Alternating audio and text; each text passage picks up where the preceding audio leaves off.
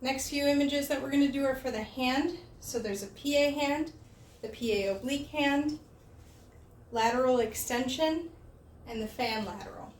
Okay? So the first one is the easy one. That's the one everybody hopes to pull for their proficiency, and that's the PA hand. So I'm just going to have you plop your hand right in the middle there. MCP of the third digit is where you want to center. Make sure you spread those digits.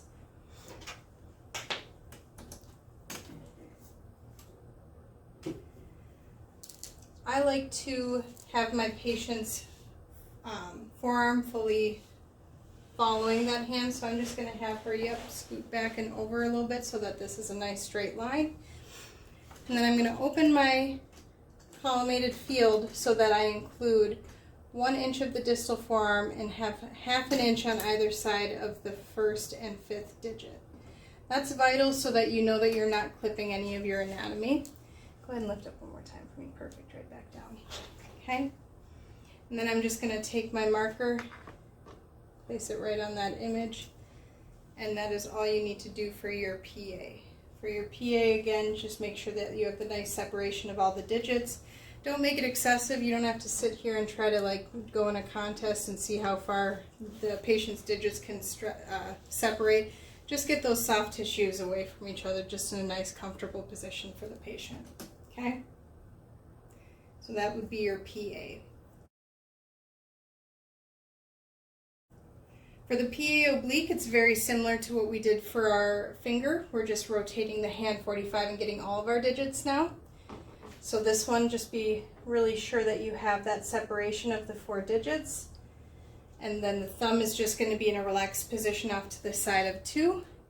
As little separation as you can through those digits. On your Merrill's book, if you follow Merrill's, which my kids do, it tells you to center at the third MCP, and that would be over just a little bit. Problem with that is, though, if you look at this image, if you're centering at your third MCP, and still answer third MCP on your boards, just to be clear, I'm showing you what helps a little bit in the field.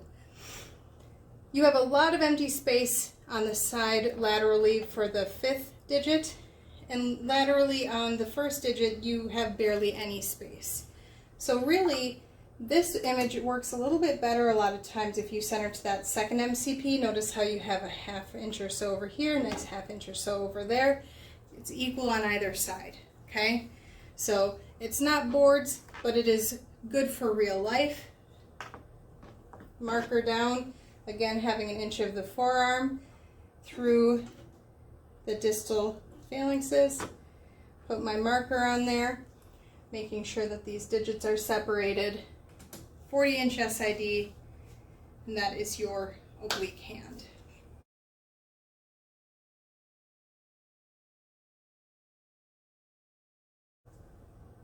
Last thing, or well, I suppose there's 2 more. Last ones are your lateral projections. First things first, I'm going to have you do a karate chop. I truly have never done a lateral extension in my life, but they require us to teach it in lab, so we're going to learn it. So you do a karate chop. You still want to have 1 inch of that forearm centering to that 2nd MCP. Your thumb is going to drop to the side next to that 2nd digit. You want to be able to place something flat on this surface without it toppling over. Again, get it on that MCP. Have that inch, have a little bit up top.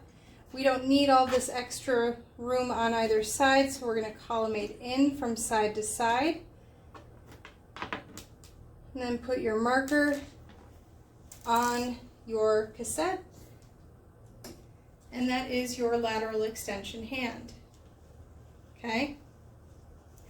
The more commonly performed projection is your fan lateral. Your fan lateral hand is the one that looks like you're doing an OK sign, so I'm going to have my patient make a little OK sign. And one thing that happens a lot when you tell your patient to do the OK sign, they kind of start to fall into internal rotation a little bit.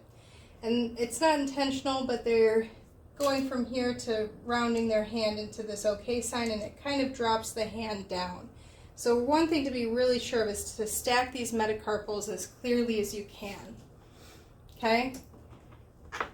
Get my marker on there for good measure. And then Again, really finding and trying to get as much separation of those digits as possible.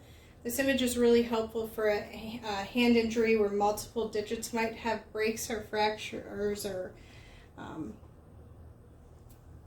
any other injury.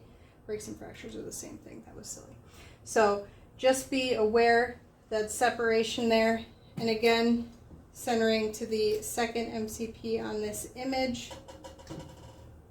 Lift up for me real quick. Actually, I'm just gonna, you can go down. I'm gonna scooch it just a little bit right there. Beautiful. And that would be your fan lateral hand projection.